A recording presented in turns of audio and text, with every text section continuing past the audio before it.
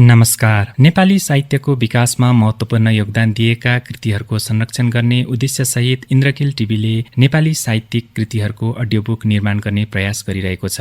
यस महत् कार्यका लागि तपाईहरूको सहयोग र समर्थनको हामीलाई सदैव खाँचो पर्दछ। डिजिटल माध्यममा आउने यी कृतिहरू जुग जुगान्तरसम्म बाँच्न सकुन् भन्ने हाम्रो ध्येय रहेको छ। तपाईहरूलाई हाम्रो के विनम्र अनुरोध छ भने हाम्रो च्यानल सब्स्क्राइब गर्नुहोस्, लाइक गर्नुहोस्, प्रतिक्रिया दिन कमेन्ट गर्नुहोस्, सुझाव दिनुहोस् अनि शेयर गर्न नभुल्नुहोस्। साथै छेउको बेल आइकन पनि थिच्नुहोस् ताकि जब जब नयाँ अडियो बुक जारी हुनेछ तपाईलाई त्यसको सूचना सबैभन्दा पहिला प्राप्त हुनेछ। यदि तपाई साहित्यकार, लेखक, कवि हुनुहुन्छ र आफ्नो कृतिको अडियो बुक बनाउन चाहनुहुन्छ भने हामीलाई कमेन्ट गर्नुहोस्।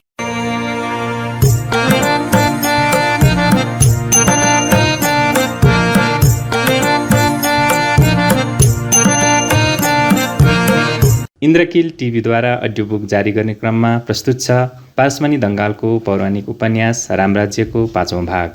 स्वीकार्नुहोस् राधिका शर्माद्वारा वाचन गरिएको रामराज्य उपन्यासको 5औं अध्याय स्वयम्वरको पहिलो भाग।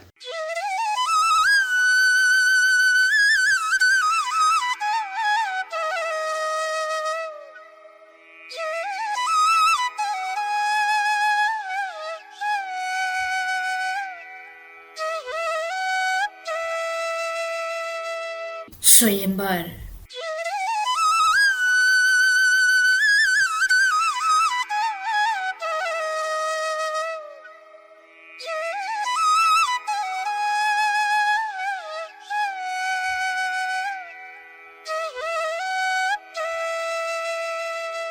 पूर्वमा टिस्टा अनि महानन्दा, पश्चिममा सदानीरा, उत्तरमा हिमालयको फेदी अनि दक्षिणमा गंगाको पवित्र जल प्रवाहका बीच अवस्थित मिथिला जनपदको स्थापना परापूर्वकालमा इच्छवाकुका नाति अनि निमीका छोरा मिथिले गरेका थिए। उनले हिमालयको फेदमा मिथिला नगरको स्थापना गरेर मिथिला जनपदको स्थापना गरी राजकाज सुरु गरेका थिए। कौशिकी, कमला, अधवारा, बागमती, गण्डक, घागरा, माई, मेची, महानन्दा र टिस्टा नदीको जल प्रवाहमा यो क्षेत्र उर्वर भूमि रहेका कारण खेतीपाती मुख्य पेशा थियो। मिथिलाको पूर्वमा बंग जनपद, दक्षिणमा अंग जनपद, पश्चिममा कुशल जनपद र उत्तरमा लिम्बुवान जनपद रहेका थिए। मिथिपछि उनका छोरा जनक मिथिलाका राजा बने। जनकले नयाँ नगरको स्थापना गरे, जनकपुर। अब यही जनकपुर मिथिला जनपदको राजधानी बन्यो। यहीबाट उत्तरवर्ती राजाहरू उदावसु, नन्दीवर्धन, सुकेतु, देवरथ, बृहदर्थ, महावीर, सुधृति, दृष्टकेतु, हर्ष, मरु, प्रतिन्धक, कृतिरथ, देवमेढ, विबुध, महिद्रक, कृतिरात, महारोमा, स्वर्णरोमा र रश्वरोमाले मिथिला राज्यको राजकाज चलाए। रश्वरोमाका 2 छोरा शिरध्वज र कुशध्वज थिए। शिरध्वज अत्यन्त धार्मिक स्वभावका थिए। उनले अनेकौं शास्त्रको अध्ययन गरे। जब उनी मिथिलाका राजा बने तब उनलाई शिरध्वज जनक भन्न थालियो। जनक अर्थात् जनताका पालक। उनी राजा भए तापनि ऋषिको जस्तो आचार व्यवहार गर्थे। उनको जीवनशैली साधारण थियो। राजाको जस्तो ठाँटबाट उनमा थिएन।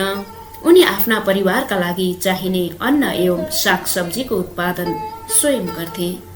उनको आफ्नै खेतीबारी कोठेबारी थियो जहाँ उनी प्रत्येक दिन खेतीका लागि जाने गर्थे।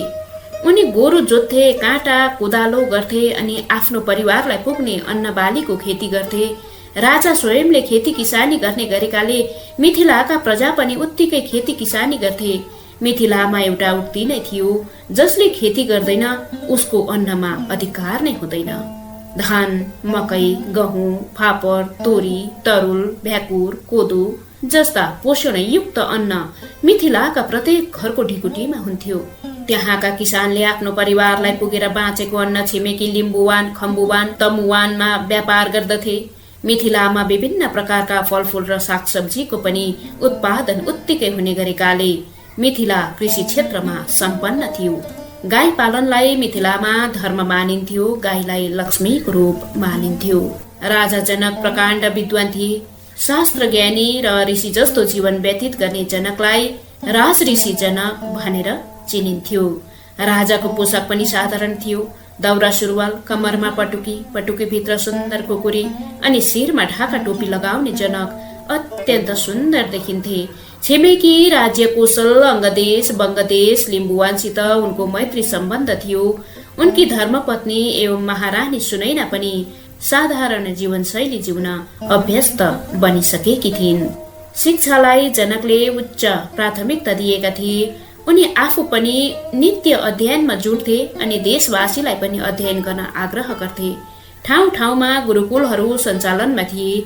जनकपुरीमा बालक बालिकामा शिक्षार्जनमा कुनै प्रकारको भेदभाव थिएन, न त शिक्षालाई कुनै जातले रोकेको थियो। ज्ञानका भोका राजा जनक ज्ञानी पुरुष र महिलाको सदैव सम्मान गर्दथे। यसैले त महापण्डित गार्गी मिथिला राष्ट्रकी शोभा थिइन्। राजाले प्रत्येक महिना दरबारमा ज्ञान सभाको आयोजना गर्थे। यस ज्ञान सभामा सुरुमा जनकपुरका, पछि मिथिला देशभरिका विद्वान विदुषीले भाग लिएर आफ्नो पाण्डित्यको प्रदर्शन गर्ने गर्थे, जसले यस ज्ञान सभामा सबैलाई तर्क, बुद्धि र ज्ञानद्वारा हराउँदछ। राजाले उनलाई उचित पुरस्कार दिएर सम्मान अनि त्यस महिनाको महापण्डित घोषणा गर्थे। यो महापण्डितको उपाधि र पुरस्कारले बिस्तारै विद्वानहरूको ध्यानाकर्षण गर्न थाल्यो। अब छिमेकी देशहरूबाट पनि विद्वान, पण्डित, ऋषि, वेदाचार्यहरू जनकपुर आउन थाले। राजा जनकको ज्ञान सभा लोक प्रसिद्ध भयो। विद्वानहरूको चासोको विषय बन्न थाल्यो। सभालाई हेर्न देशवासी सबैलाई अनुमति थियो, किनभने ज्ञान जति बाँड्यो उति फैलिन्छ भन्ने राजा जनक विश्वास गर्दथे। पहिला पहिला ज्ञान सभा सभाकक्षमा हुन्थ्यो, थोरै उपस्थिति हुन्थ्यो। सभामा मानिसहरूको जनसङ्ख्या बढ्न थालेपछि रङ्गशालामा ज्ञान सभाको आयोजना हुन थाल्यो। केही महिना रङ्गशालामा ज्ञान सभा भएपछि अब रङ्गशाला पनि साँघुरो हुन थाल्यो। त्यसपछि राजा जनकले दरबारदेखि केही टाढा खुल्ला मैदानमा ज्ञान सभाको आयोजन गर्न थाले। महाराज जनकको यस ज्ञान सभामा त्यस्ता कार्यवर्तका प्रकाण्ड विद्वान ऋषिमुनिहरूले कुनै न कुनै दिन तथा कुनै न कुनै सभामा सहभागिता जनाएका थिए। यस्ता ऋषिमुनिहरूमा अंगिरा, गौतम, अगस्त्य, अत्रि, कणाद, कपिल, कश्यप, गर्ग, च्यवन, दत्तात्रेय, दधीची, दुर्वासा, पराशर, पुलस्त्य, विश्रवा, भारद्वाज, भृगु, वशिष्ठ, वामदेव, विश्वामित्र, वाल्मीकि आदि पर्दछन्। जनकको यस ज्ञान सभामा नारी मनीषीहरूको पनि सम्मान गरिन्थ्यो। उनीहरूले पनि यसमा सहभागिता जनाउँदथे। यस्ता विद्वान महिला ऋषिहरूमा गार्गी, मैत्रेयी, अत्रेयी, अनुसुया, अर्यामा प्रमुख थिए। एक दिन ज्ञान सभामा विद्वान ऋषिमुनिहरूमा ज्ञान विज्ञानको तर्क चलिरहेको थियो। कसले जित्ने भन्ने विषयमा दर्शक दीर्घमा कौतूहलताको माहौल थियो। यस्तैमा एकजना बाङ्गो टिङ्गो शरीर भएका मुनि कुमारको प्रवेश भयो। उनको शारीरिक संरचना देखेर सभामा उपस्थित सबै हाँसे। उनको कुम उठेको थियो, छाती बाहिर निस्किएको थियो, पेट भित्र पसेको थियो, खुट्टा बाङ्गो थियो, एउटा हात छोटो थियो, अर्को हातको हत्केला नै मोडिएको थियो, हातका औंलाहरू जोल्ठिएका थिए, आँखा टेढो थियो, नाक छोटो थियो, कानको लोती नै थिएन। राजा जनकको ज्ञान सभामा यस्तो कुरूप एवं 8 ठाउँ बाङ्गो टिङ्गो शरीर लिएर आएका उक्त मुनि कुमारलाई देखेर जो कोही पनि हाँस्नु स्वाभाविक नै थियो। हाँस्नुहोस्, अझै जोड जोडले हाँस्नुहोस् भन्दै मुनि कुमारले भने। यो ज्ञान सभा भनेर आएको थिए, तर यो त मूर्ख सभा रहेछ। सम्पूर्ण जगतका मूर्खहरू भेला भएर को सबैभन्दा धेरै मूर्ख छ भन्ने कुरो टुङ्गो लगाउने प्रचेष्टा गर्नेहरूको सभा रहेछ। हे मुनि कुमार, तिमी को हौ अनि कुन अभिप्रायले यहाँ आएका हौ अनि तिमीले कुन आधारमा यो गौरवशाली ज्ञान सभालाई मूर्ख सभा भन्ने प्रचेष्टा गर्यौ? राजा जनकले प्रश्न गरे। महाराज, म अष्टावक्र हुँ, यो संसारको अत्यन्त कुरूप मानिस। मैले राजा जनकको ज्ञान सभाको विषयमा धेरै सुनेका कारण यस सभामा तर्क गर्न, ज्ञान साट्न र केही नयाँ कुरा सिक्नका लागि आएको हुँ। तर राजन, यहाँ त ज्ञानको आडम्बर ओढेका मूर्खहरू मात्र भेला भएको पाए, किनभने ज्ञानी मानिस म जस्तो कुरूपलाई देखेर हाँस्दैन। म पनि ईश्वरकै संरचना हुँ भन्ने कुरो भुलेर मलाई विचित्र प्राणी जस्तो ठान्ने मानिस मूर्ख नभएर के हुन्छ? म भित्रको ज्ञान र ईश्वरीय तत्त्वलाई नदेख्ने पटमूर्ख नै हो। हामी राम्रो वस्त्र लगाउने, सुन्दर शरीर भएको मानिसलाई मात्र सत्पुरुष ठान्छौं, तर कुरूप, गरिब, लुतेलाई मूर्ख र तुच्छ ठान्छौं। यो नै हामी भित्रको अज्ञानता हो, उनले आफू आउनुको अभिप्राय बताए। त्यसपछि तर्कसभामा अष्टवक्रमाथि प्रश्नहरूका बाण छुटे, तर अष्टावक्रले प्रत्येक प्रश्न रूपी बाणको उचित काटले सबैलाई मन्त्रमुग्ध बनाए। उनी प्रत्येक प्रश्नको यस्तो प्रकारले उत्तर दिन्थे मानव यो धरतीमा उनी भन्दा अर्को ठूलो विद्वान नै छैन। लामो समयपछि मनीषी गार्गीले घोषणा गरिन्, राजन, मुनिकुमार अष्टावक्र अत्यन्त विद्वान पुरुष हुनुहुन्छ। म उहाँको ज्ञान कौशललाई प्रणाम गर्दछु। आफ्नो शरीर 8 ठाउँ बाङ्गो भएका कारण मुनिकुमारको नाम अष्टावक्र राखिएको मैले अनुमान गरे। यो ज्ञान सभामा म मुनिकुमार अष्टावक्रलाई आजदेखि दिव्याङ्ग व्यक्तित्व मान्दछु। आफ्नो शारीरिक दुर्बलतालाई प्राज्ञिक शक्तिमा परिणत गर्ने अष्टावक्र जस्ता शारीरिक रूपमा असक्षम व्यक्तिहरूलाई आजदेखि हामी दिव्याङ्गी मानौं र समाजमा अन्यलाई जस्तै सम्मान र आदर प्रदान गरौं। यो मेरो आग्रह हो, साधुजनमा बिन्ती हो। त्यसपछि पराशर, भारद्वाज, गौतम र भृगुले पनि गार्गीको घोषणाको समर्थन गर्दै अष्टावक्रलाई महापण्डित घोषणा गरे। यसरी पहिलोपल्ट कुनै दिव्याङ्गी व्यक्तित्वले आर्यवर्तमा ठूलो सम्मान प्राप्त गरेका थिए। राजा जनकले त्यसपछि अष्टावक्रलाई ढोक गर्दै आफ्नो गुरु बन्ने आग्रह गरे।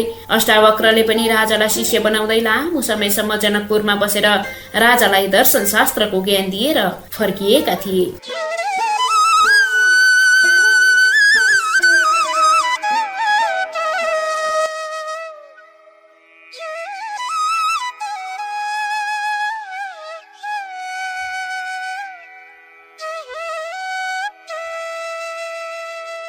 राजा जनकको पिताका रूपमा पदोन्नति हुने दिन पनि नजिक आउँदै थियो। फागुन महिना मकै छर्न भनेर राजा जनक आफ्नो कोठेबारी खनजोत गर्दै थिए।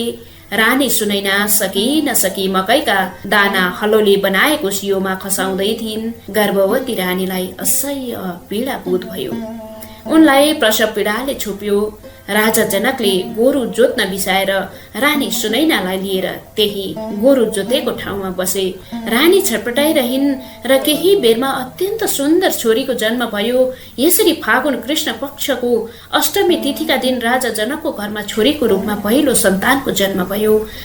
राजा जनकले बारी जोतिरहेको समय फालीले कोरेको सियो माथि नै जन्मिएकी भनेर छोरीको नाम सीता राखिदिए। अर्को वर्ष फेरि सुनैनाको कोखबाट छोरी जन्मिन्। जनकले उर्मिला नाम राखिदिए। जनकका भाइ कुशध्वजका पनि 2 छोरी थिए, माण्डवी र श्रुतिकृति। राजा जनकको दरबारमा सीता, उर्मिला, माण्डवी र श्रुतिकृति बढ्दै गए। दरबारमा यी 4 छोरीको शिक्षाको प्रबन्ध राजाले गरेका थिए। राजा जनकको विशेष आग्रहमा विदुषी गार्गीले सीता र उनका बहिनीहरूलाई शास्त्रीय शिक्षा प्रदान गर्दथिन्। सीतामा सानैदेखि विलक्षण प्रतिभा थियो। उनी प्रकृतिको गतिलाई सहजै अनुभव गर्दथिन्। घण्टौं बाहिर चराचुरुङ्गी र जीव जन्तुसित बात गर्दथिन्, उनीहरूसित खेल्दथिन्।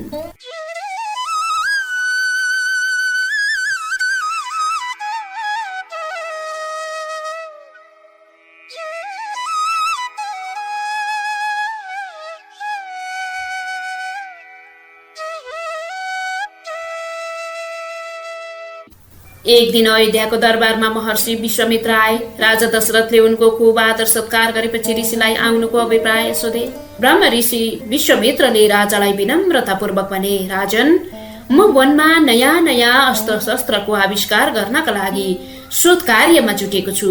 यो संसारमा आततायी आतंककारीहरूको बढ्दो प्रभुत्वलाई रोक्नका लागि मनुष्यसित अत्याधुनिक हात हतियार हुनु आवश्यक छ। लङ्कापति रावणसित अत्याधुनिक हात हतियार छन्। उनीसित पुष्पक विमान छ। संसारका अनेकौं द्वीपहरूमा विजय प्राप्त गर्ने रावणमा हाबी भएको राक्षसी प्रवृत्तिबाट हामी जस्ता ऋषि, सन्त, महात्मा, स्त्री र धर्मात्मा पुरुषहरूलाई बाँच्न कठिन परिरहेको छ। यो संसारमा हत्या र हिंसा दिनहुँ बढ्दै गएको छ।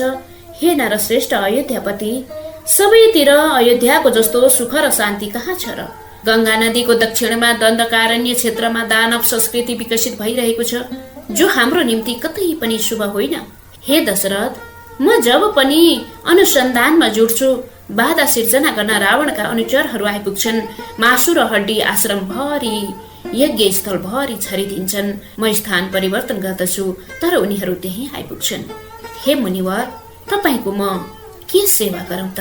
दशरथले जिज्ञासा गरे।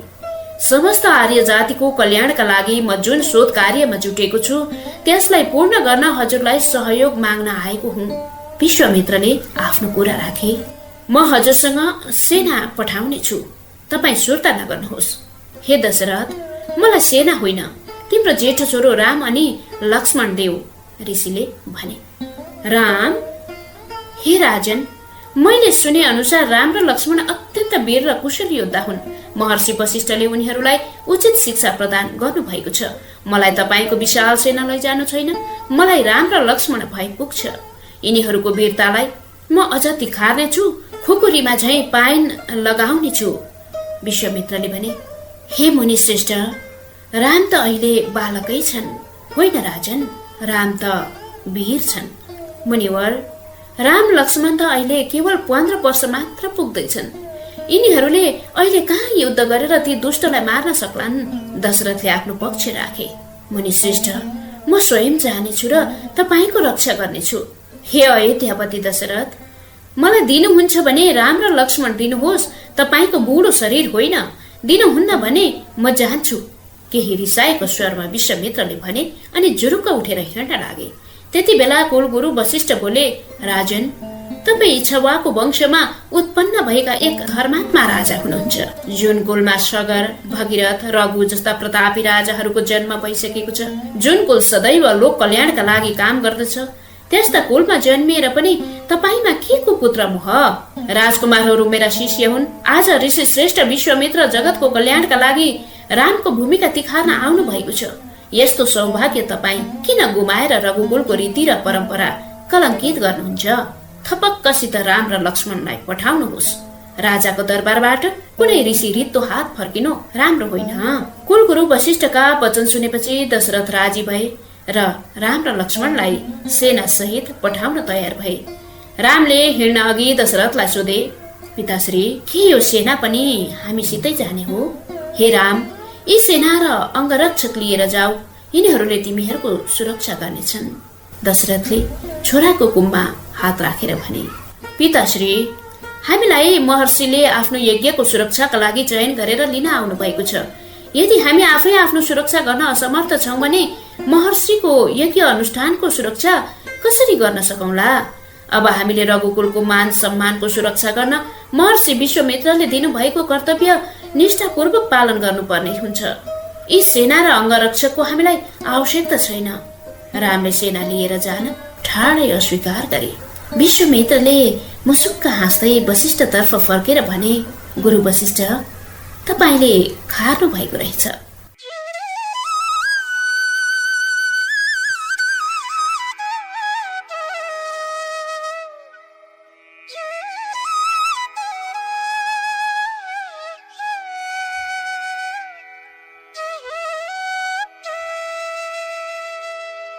विश्वामित्र राम र लक्ष्मणलाई लिएर निस्किए।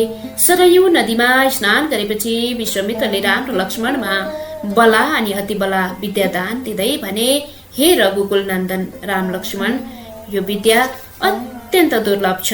यो विद्या सिकेर र यसको नियमित अभ्यास गर्नाले कहिल्यै थाकिँदैन। सधैँ शरीरमा स्फूर्ति हुन्छ, भोक र तिर्खाले पनि सताउने छैन।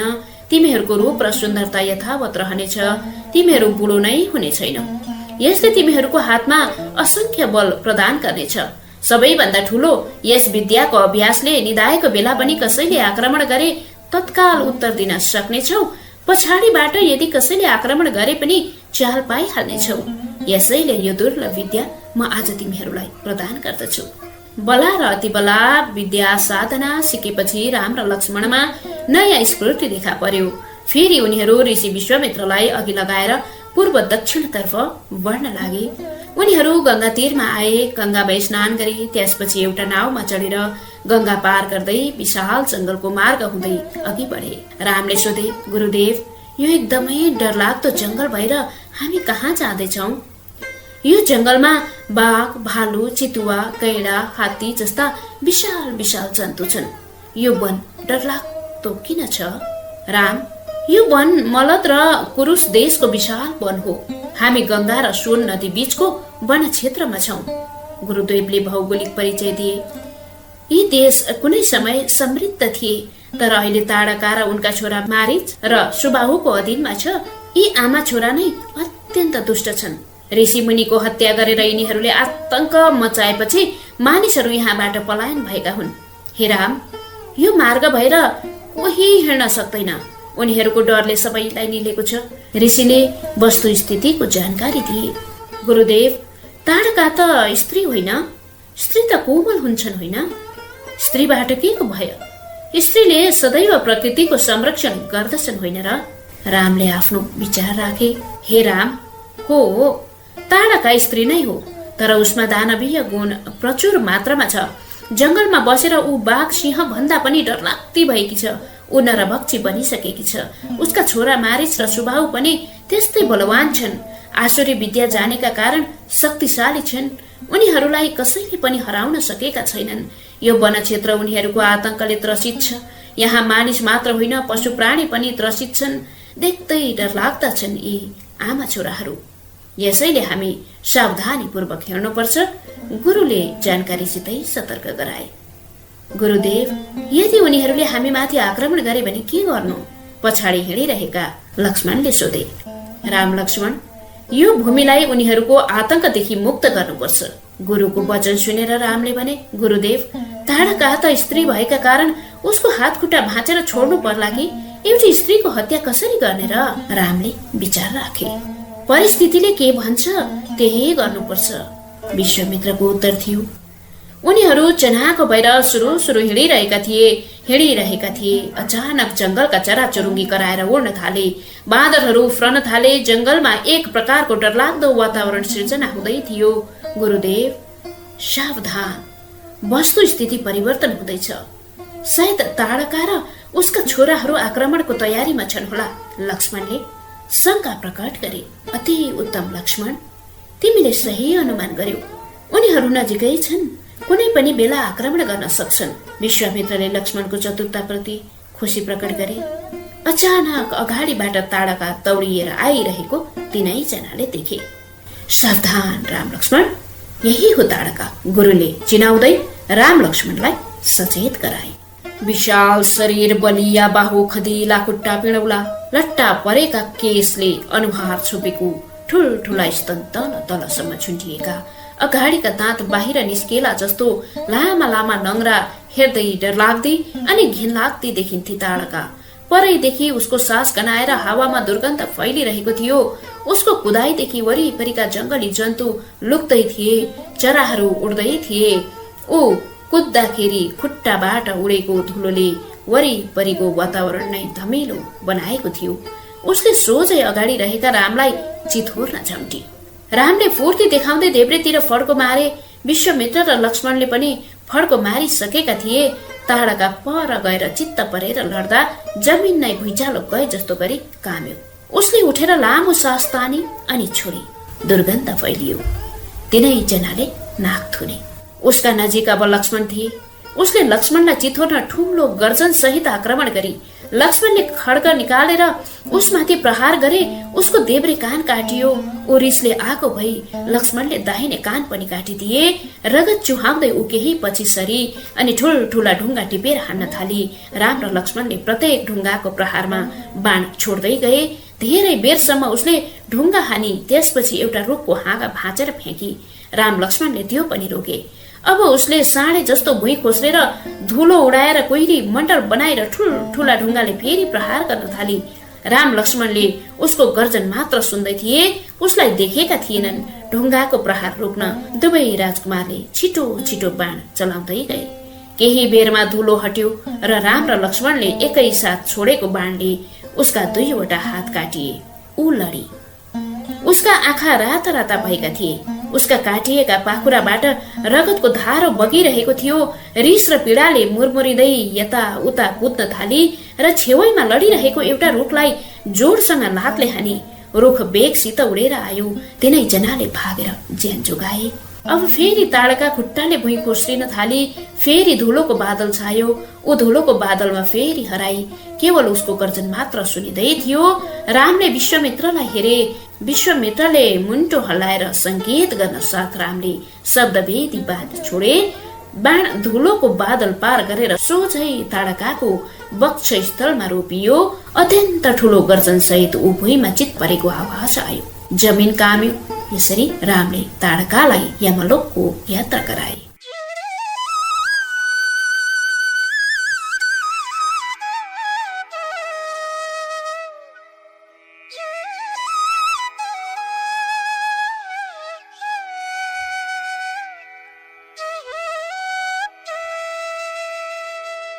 सूर्यास्तको बेला भएका कारण त्यस रात त्यही बस्ने विश्वामित्रको आज्ञा पाएपछि राम लक्ष्मणले गुरुका लागि सानो छाप्रो हालेर विश्राम गृह निर्माण गरे।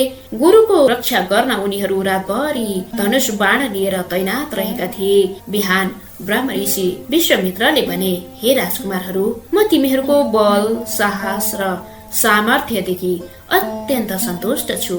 म तिमीहरूलाई अत्यन्त दुर्लभ शस्त्र र अस्त्र प्रदान गर्नेछु, जसलाई पक्कै पनि तिमीहरूले चलाउन सक्नेछौ। त्यसपछि विश्वामित्रले राम र लक्ष्मणलाई आफूले सिद्ध गरेका ती अनेकौं शस्त्र अस्त्र प्रदान गरे, जसमा दण्ड चक्र, धर्म चक्र, काल चक्र, विष्णु चक्र, इन्द्रास्त्र, वज्रास्त्र, महादेवास्त्र, ब्रह्मशिरास्त्र, ऐशिक अस्त्र, ब्रह्मास्त्र, मोदकी गदा, शिखरी गदा, धर्मपास, कालपास, वरुण पास, शुष्क वज्र, अशनि वज्र, पैनाकास्त्र, नारायणास्त्र, अग्नेयास्त्र, प्रथम व्यायास्त्र, हयशिरास्त्र, क्रौचास्त्र, कंकाल मुशल, कपाल मुशल, कंकण मुशल, विद्याधरास्त्र, नन्दनास्त्र, उत्तम तरवार, गन्धर्वास्त्र, मानवास्त्र, पाशुवापन, प्रशमन, शौर, दर्पण, शोषण, संतापन, विलापन, दुर्धस मदनास्त्र, पैशाच्यास्त्र, मोहनास्त्र, तामस, महाबली सौमन, संवर्त, दुर्धस, मौसल, सत्यास्त्र, मायाधर परमास्त्र, तेज प्रभास्त्र, शिशिर सोमास्त्र, दारुण, भागास्त्र, शीतेष्णु अस्त्र, मानवस्त्र, सत्यवन्त अस्त्र, सत्याकृति अस्त्र, दृढ अस्त्र, रसभ प्रतिहातर अस्त्र, अवाङ्मुख अस्त्र, लक्ष्य अस्त्र, अलक्ष्य अस्त्र, दृढनाभ अस्त्र, सुनाभ अस्त्र, दशाक्य अस्त्र, शतवक्र अस्त्र, दशशीर्ष अस्त्र, शतोदर अस्त्र, पद्मनाभ अस्त्र, महानाभ अस्त्र, सुनाभ अस्त्र, ज्योतिष अस्त्र, कृष्ण अस्त्र, नैराश्य अस्त्र, विमल अस्त्र, योगन्तर अस्त्र, हरिद्र अस्त्र, दैत्य प्रमथन अस्त्र, सुचिरबाहु अस्त्र, महाबाहु अस्त्र, निष्कुशल अस्त्र, विरुचि अस्त्र, सर्चिमाली अस्त्र, धृतिमाली अस्त्र, वृत्तिमान अस्त्र, रुचिर अस्त्र, पितृ अस्त्र, सौमनस अस्त्र, विद्युत अस्त्र, मकर अस्त्र, करवीर कर अस्त्र, धनस्त्र, धर्म अस्त्र, कामरूप अस्त्र, कामरुचि अस्त्र, मोह अस्त्र, आवरण अस्त्र, जृम्भक अस्त्र, सर्वनाम सन्तान अस्त्र, वरुण अस्त्र प्रमुख थिए। प्रत्येक अस्त्र र शस्त्र प्रदान गर्दै उनले यसको प्रयोग विधि, यी अस्त्रको शक्ति, क्षमता, यी अस्त्रलाई काट्ने, अस्त्र शस्त्र चलाउने र रोक्ने सम्पूर्ण विधि एक एक गर्दै बताए। हे रघुकुलका श्रेष्ठ राजकुमारहरू, तिमीहरूले प्राप्त गरेका यी अस्त्र शस्त्र कतिपय परापूर्व कालदेखि चल्दै आएका छन् भने कतिपय अस्त्र शस्त्रको आविष्कार मैले शोध गरेको हुँ। यी मध्ये कतिपय त तिमीहरूले गुरु वशिष्ठबाट पनि ग्रहण गरेका होलाउ, तर कतिपय चाहिँ अत्यन्त दुर्लभ अस्त्र शस्त्र छन्। यी अस्त्र शस्त्र कुनै हातले, कुनै दुवै हातले, कुनै मन्त्रद्वारा चलाइने मैले तिमीहरूलाई बताइसकेको छु। यी अस्त्र शस्त्रले तिमीहरूलाई अझ क्षमतावान र शक्तिशाली महारथी योद्धा बनाएको छ। गुरु विश्वामित्रको वचन सुनेपछि राम र लक्ष्मण दुवैले गुरुदेवको चरण वन्दना गरेर आभार प्रकट गरे। त्यसपछि उनीहरू विश्वामित्रको आश्रमतिर लागे। बाटामा ऋषिले दुवै राजकुमारलाई पौराणिक कथा, इतिहास र घटनाहरूका साथै भौगोलिक परिचय पनि दिँदै गए। अन्ततः साँझपख राम लक्ष्मणलाई लिएर महर्षि विश्वामित्र गंगा र सोन नदीको संगम स्थल नजिकैको विशाल वन क्षेत्रको गर्भमा लुकेको सिद्धाश्रममा पुगे। यस आश्रममा लुकेर विश्वामित्रले आफ्नो अनुसन्धान गर्ने गर्थे। मन्त्र शक्तिको सिद्धिका लागि यज्ञादि गर्दथे। गायत्री मन्त्र शक्तिद्वारा उनले अनेकौं दुर्लभ शस्त्र अस्त्रको आविष्कार गरेका थिए। यहाँ रावणका अनुचरहरू आएर विश्वामित्रको अनुसन्धान कार्यमा सदैव बाधा सिर्जना गर्दथे। लङ्कापति दशानन्द रावणले मारीच अनि सुबाहुलाई विश्वामित्रको शोध कार्यमा बाधा सिर्जना गर्ने आदेश दिँदै भनेका थिए, हे वीर मारीच र सुबाहु, हामीले विश्व विजय गरी यत्रो ठूलो साम्राज्यको स्थापना गरेका छौं। यसको सुरक्षा गर्ने काम हामी सबैको दायित्व हो। आज त हामीलाई युद्धमा हराउने शक्ति संसारको कुनै पनि मानिस राजासित छैन। मलाई मार्ने संसारमा कुनै शस्त्र अस्त्र नै छैन। तर यसको अर्थ म ढुक्कले बस्नु मूर्खता हुनेछ। भविष्य कसले देखेको छ र? यसैले राजाको दायित्व भनेको भविष्यका लागि पनि आफ्नो साम्राज्यको आज नै सुरक्षा सुनिश्चित गर्नुपर्छ। यसैले लङ्काका हे वीर योद्धा, म भविष्य सुरक्षित गर्ने जिम्मेवारी दिँदछु। मलाई विश्वामित्रसित डर छ। विश्वामित्र आजको दिनमा संसारका सबैभन्दा सिद्ध वैज्ञानिक हुन्। उनमा वेद तथा गायत्री मन्त्रको सिद्धि प्राप्त छ। मैले सुनेको छु संसारबाट मेरो आतंक समाप्त गर्नका लागि उनी दुर्लभ शस्त्र अस्त्र आविष्कार गर्न अनुसन्धान गरिरहेका छन्। यसैले हामीले विश्वामित्रको अभियानलाई रोक्नुपर्छ। तिमीहरूले अब यो जिम्मा ल्याऊ। यसै कारण मारीच र सुबाहुले विश्वामित्रको यज्ञ स्थल शोध क्षेत्रमा विध्वंस मचाउने गर्दथे। कहिले उनको आश्रम भत्काउँदथे, कहिले यज्ञ स्थलमा जंगली जन्तुको मासु हाड लगेर फ्याँकिदिन्थे, कहिले आश्रमका कुटीहरूमा आगो सल्काएर खरानी बनाइदिन्थे।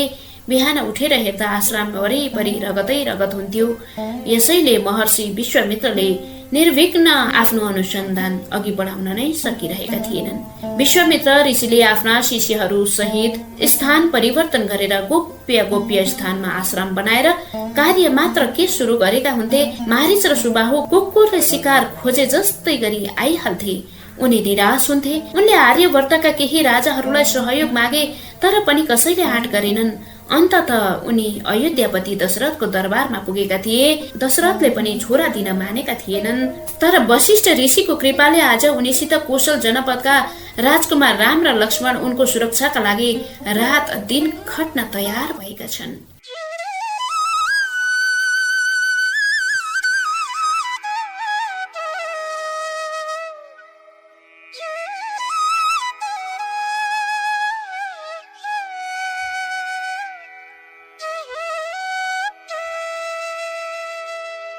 भनिन्छ विश्वामित्र पहिला क्षत्रिय राजा थिए।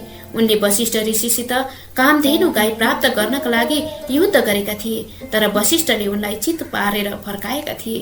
त्यसपछि विश्वामित्रले अस्त्र शस्त्रको ज्ञान भण्डार बढाउन र दुर्लभ अस्त्र शस्त्र आविष्कार गर्न शोध कार्य आरम्भ गरे।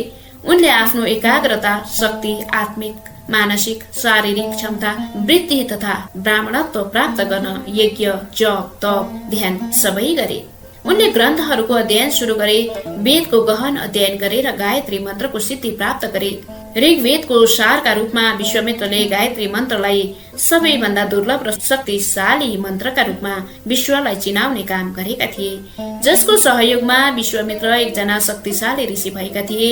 उनले पुनः वशिष्ठलाई पराजित गर्न सोचेर उनीसित युद्ध गर्न आएका थिए रे, तर फेरि पनि हार्नु परेको थियो रे। तथापि पछिबाट विश्वामित्रको त्याग, लगनशीलता, अध्ययन, अनुसन्धान र ज्ञानलाई विचार गरेर एक दिन वशिष्ठले उनकै आश्रम गई ब्राह्मणको दर्जा दिएका थिए। उनलाई ब्रह्म ऋषिको उपाधि प्रदान गरेर जगत कल्याणका लागि उनको अनुसन्धानको सम्मान गरेका थिए। त्यसपछि विश्वामित्रले हत्या हिंसाको बाटो छोडेर जगत कल्याणमा आफूलाई समर्पण गरेका थिए। आफूसित अनेकौं दिव्यास्त्र र शक्ति हुँदा हुँदै पनि उनी ती उपद्रवीहरूलाई मारेर आफ्नो ब्राह्मणत्वमा खलल पार्न चाहँदैनथे। यसैका कारण त उनी सहयोगका लागि दशरथको दरबारमा पुगेका थिए। आज फेरि उनी वशिष्ठकै अनुकम्पामा राम र लक्ष्मणलाई लिएर सिद्धाश्रममा आफ्नो अधुरो शोध कार्य पूरा गर्न जुटेका छन्। विश्वामित्रले यज्ञमा बस्न अघि आफ्ना शिष्यहरू राम र लक्ष्मणलाई बोलाएर भने, हे मेरा प्रिय शिष्यहरू, आजदेखि म आउँदो 6 दिनसम्म दिव्य गायत्री यज्ञमा बस्नेछु। यो यज्ञ प्रत्येक दिन बिहान सूर्योदयदेखि बेलुकी सूर्यास्तसम्म हुनेछ। यज्ञको समय म मौन रहनेछु, रात्रिको समय पनि म मौन रहनेछु। कसैले पनि मेरो मौनता भङ्ग गर्ने काम नगर्नु। सम्पूर्ण ब्राह्मण शिष्यले यज्ञमा मलाई आवश्यकता अनुसार सहयोग गर्नेछन् भने राम लक्ष्मणको उत्तरदायित्व यज्ञ भूमि र आश्रम क्षेत्रको सुरक्षा गर्नु रहनेछ। हे राम लक्ष्मण, यज्ञमा कुनै पनि परिस्थितिमा बाधा सिर्जना नहोस्, यो कुरा विशेष रूपमा ध्यान दिनु।